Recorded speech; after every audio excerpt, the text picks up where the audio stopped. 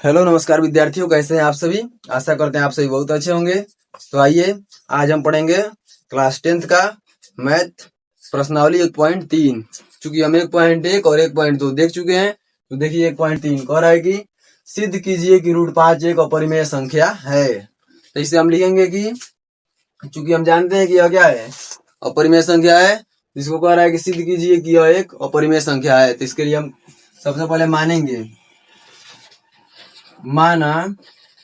कि √5 एक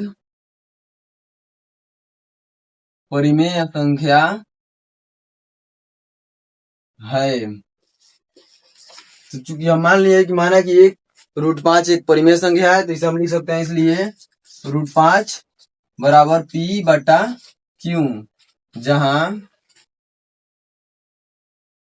Q बराबर नहीं है 0 के। हो गया। अब दोनों तरफ वर्क करने पर लिखेंगे, अब दोनों तरफ वर्ग करने पर, अब दोनों तरफ वर्ग करेंगे तो हमारा जो इस तरह करेंगे, √5 का स्क्वायर बराबर P का स्क्वायर Q का स्क्वायर।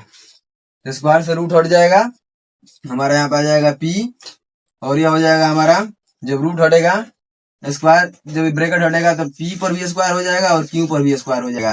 ठीक है। फिर हम लिखेंगे यहाँ पे एक Q को हम इधर कर देंगे और P²/Q इस तरह रहने देंगे। हो गया। तो चूंकि हम जानते हैं कि पूर्णांक बराबर भिन्न नहीं हो सकता है, पूर्णांक और भिन्न दोनों बराबर नहीं हो सकता है, इसलिए हम यहाँ पे लिखेंगे कि चूंकि पूर्णांक भिन्न के बराबर नहीं हो सकता है, यह हमारी गलत अवधारणा के कारण हुआ है। अतः हम कह सकते हैं कि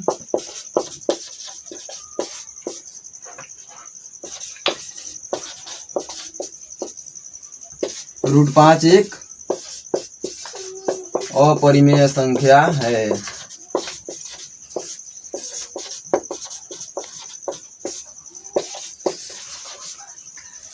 तो देखिए यहाँ पे सबसे पहले हम देखेंगे, यहाँ से कह रहा है कि सिद्ध कीजिए कि √5 एक अपरिमेय संख्या है। तो इसके लिए हमें क्या मानना पड़ेगा, इसे परिमेय मानना पड़ेगा। तो देखिए कह रहा है कि माना कि √5 एक परिमेय संख्या है, इसलिए √5 को हम P/Q के रूप में लिख सकते हैं, जहां Q बराबर 0 के नहीं हो सकता है। तो अब दोनों तरफ वर्क करने पर, जब दोनों तरफ वर्क करेंगे तो स्क्वायर से रूट हट जाएगा, केवल 5 बचेगा। ये ब्रैकेट हटेगा तो P पर भी स्क्वायर जाएगा और Q पर भी स्क्वायर जाएगा। तो यहाँ पे हम क्रॉस मल्टीप्लाई करेंगे, एक Q यहाँ पे रह जाएगा और दूसरा Q इससे मल्टीप्लाई हो जाएगा, मतलब गुना हो जाएगा। तो पूर्णांक बराबर भिन्न, चूंकि हम जानते हैं कि पूर्णांक कभी भिन्न के बराबर नहीं हो सकता है, इसलिए चूंकि पूर्णांक भिन्न के बराबर नहीं हो सकता है, यह हमारी गलत अवधारणा के कारण हुआ है, और तो हम कह सकते हैं कि √5 एक अपरिमेय संख्या है। तो आप सभी इसका स्क्रीनशॉट ले लीजिए या फिर कॉपी में नोट कर लीजिए। तो देखिए प्रश्नावली 1.3 का हम देख चुके हैं। अब देखेंगे 2 नंबर। कह रहा है कि सिद्ध कीजिए कि 3 + 2√5 एक अपरिमेय संख्या है। इसे हम क्या मानेंगे, पहले परिमेय संख्या मानेंगे। तो माना कि 3 + 2√5 एक परिमेय संख्या है।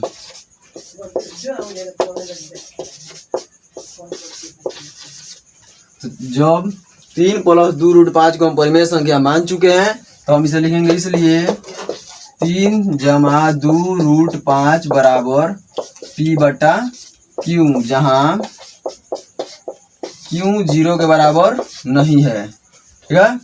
और हम इसे क्या करेंगे, सबसे पहले जो यहाँ हमारा 3 है उसको इधर भेजेंगे, तो हमारा यह हो जाएगा 2√5 बराबर P/Q माइनस 3।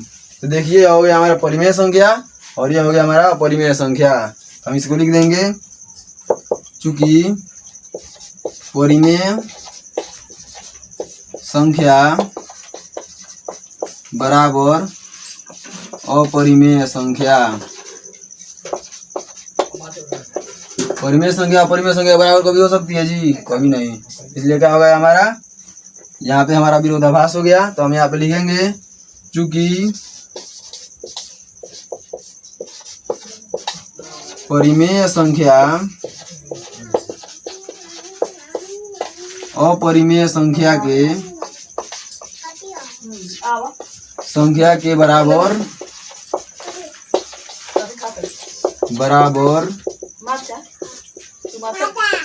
नहीं हो सकती है।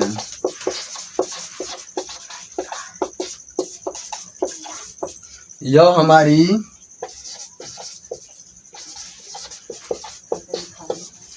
गलत अवधारणा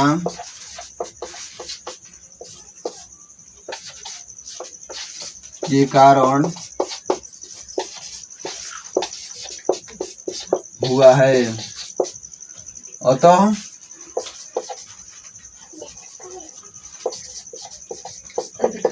हम कह सकते हैं कि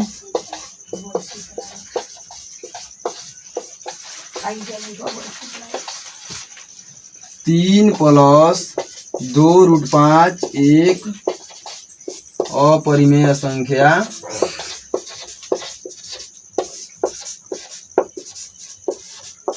है। देखिए कह रहा है कि सिद्ध कीजिए कि 3 + 2√5 एक अपरिमेय संख्या है। तो हम पहले लिखेंगे, माना कि 3 + 2√5 एक परिमेय संख्या है। ठीक है, जब 3 + 2√5 एक परिमेय संख्या है तो हम इसे क्या लिख सकते हैं कि 3 + 2√5 बराबर P/Q, जहाँ Q बराबर 0 के नहीं हो सकता है। फिर इसको हम यहाँ पे 3 प्लस में है तो इधर आएगा तो हो जाएगा माइनस में, और चूंकि परिमेय संख्या के बराबर नहीं हो सकती है इसलिए यहाँ पे लिखा है चूंकि परिमेय संख्या के बराबर नहीं हो सकती है, यह हमारी गलत अवधारणा के कारण हुआ है। अतः हम कह सकते हैं कि 3 + 2√5 एक अपरिमेय संख्या है। आप सभी इसका स्क्रीनशॉट लीजिए या फिर कॉपी में नोट कर सकते हैं।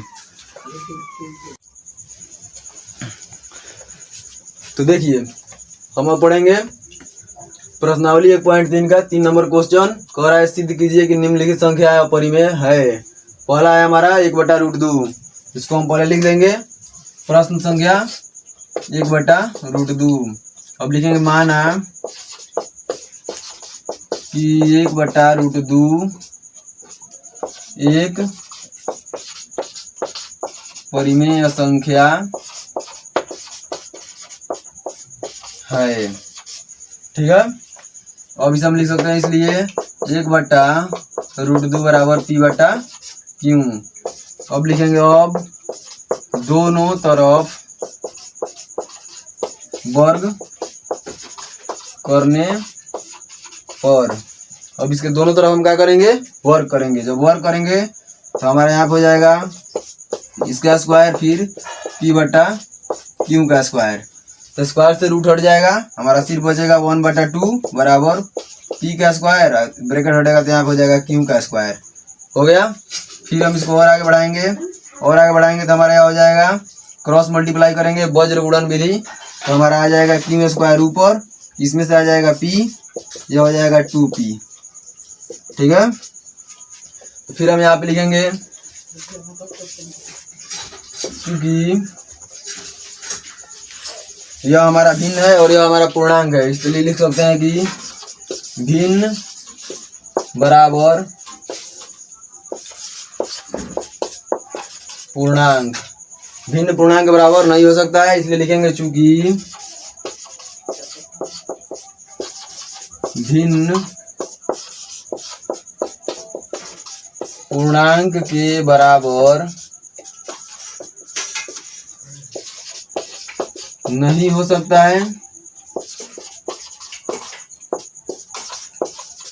यह हमारी यह हमारी गलत अवधारणा के कारण हुआ है। चूंकि भिन्न पूर्णांक के बराबर नहीं हो सकता है, यह हमारी गलत अवधारणा के कारण हुआ है, अतः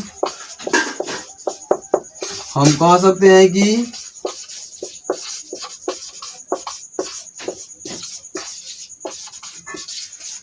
एक बटा रूट दो एक अपरिमेय संख्या है।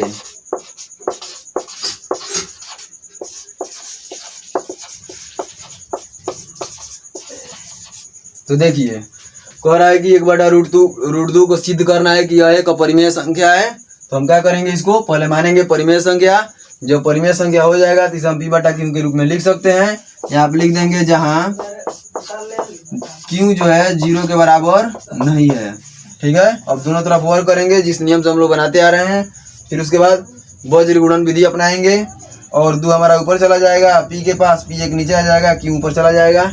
अब लिख सकते हैं भिन्न पूर्णांक के बराबर नहीं हो सकता है। क्योंकि भिन्न पूर्णांक के बराबर नहीं हो सकता है, यह हमारी गलत अवधारणा के कारण हुआ है, अतः हम कह सकते हैं कि एक बटा रूट दो एक अपरिमेय संख्या है। तो आप सभी इसका स्क्रीनशॉट ले लीजिए। तो चलिए अब हम देखेंगे प्रश्नावली 1.3 का तीसरा का दूसरा नंबर सवाल। कह रहा है कि 7√5 को सिद्ध कीजिए कि यह एक अपरिमेय संख्या है। तो हम लिखेंगे पहले, माना कि 7√5 एक परिमेय संख्या है। माना कि 7√5 क्या है, एक परिमेय संख्या है। अब इसको लिखेंगे 7√5 बराबर पी बटा क्यू, जहां क्यू बराबर 0 के नहीं है। अब लिखेंगे, इसलिए अब इसका हम क्रॉस मल्टीप्लाई करेंगे वज्र गुणन विधि। जब वज्र गुणन विधि करेंगे तो हमारा जो √5 इसी तरह रह जाएगा, पी इसी तरह हो जाएगा हमारा, यहाँ पे जो 7 है चला आएगा नीचे, हो गया। इसे हम लिख सकते हैं कि अपरिमेय संख्या बराबर परिमेय संख्या जो कि सत्य नहीं है। अतः लिख सकते हैं चूंकि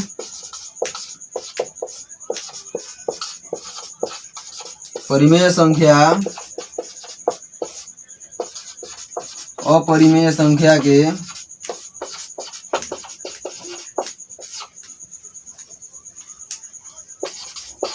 बराबर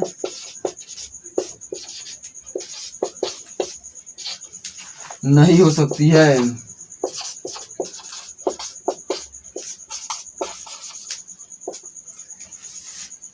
यह हमारी गलत अवधारणा के कारण हुआ है। अतः हम कह सकते हैं कि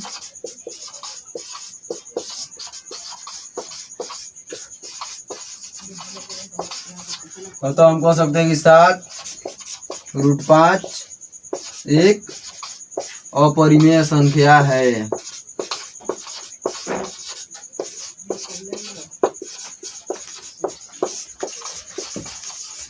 तो देखिए कह रहा है कि 7√5 को परिमेय संख्या सिद्ध करना है।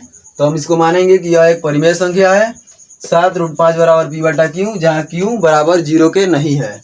अब चूंकि यहाँ पे हम वज्र गुणन विधि करेंगे तो √5 इसी तरह आ जाएगा, पी बटा क्यू है इधर 7 चला आएगा। तो चूंकि परिमेय संख्या के बराबर नहीं हो सकता है, इसलिए यह हमारी गलत अवधारणा के कारण हुआ है। और तो हम कह सकते हैं कि 7√5 एक अपरिमेय संख्या है। और आप सिंपल भी जान सकते हैं कि परिमेय संख्या अपरिमेय संख्या से गुणा करने पर हमेशा क्या मिलता है, अपरिमेय संख्या मिलता है। तो आप इसको कॉपी में नोट कर लीजिए। आइए अब हम सभी देखेंगे क्वेश्चन नंबर 3 का तीसरा नंबर सवाल। कह रहा है कि 6 जमा √2 अर्थात 6 प्लस √2 को अपरिमेय संख्या सिद्ध करना है। तो इसके विपरीत मानेंगे हम। माना कि 6 प्लस √2 एक परिमेय संख्या है।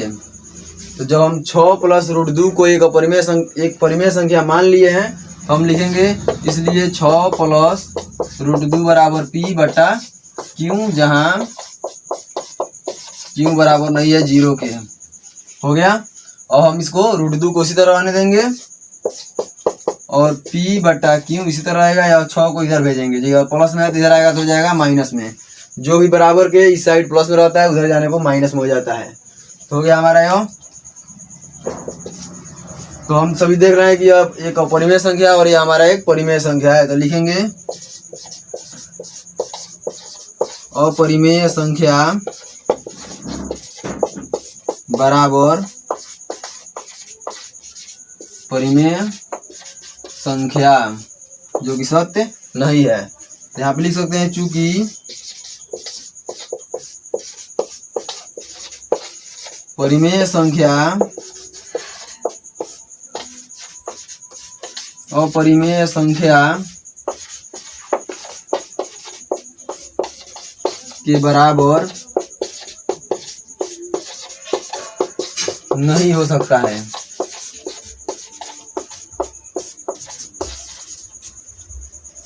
यह हमारी गलत अवधारणा के कारण हुआ है। अतः हम कह सकते हैं कि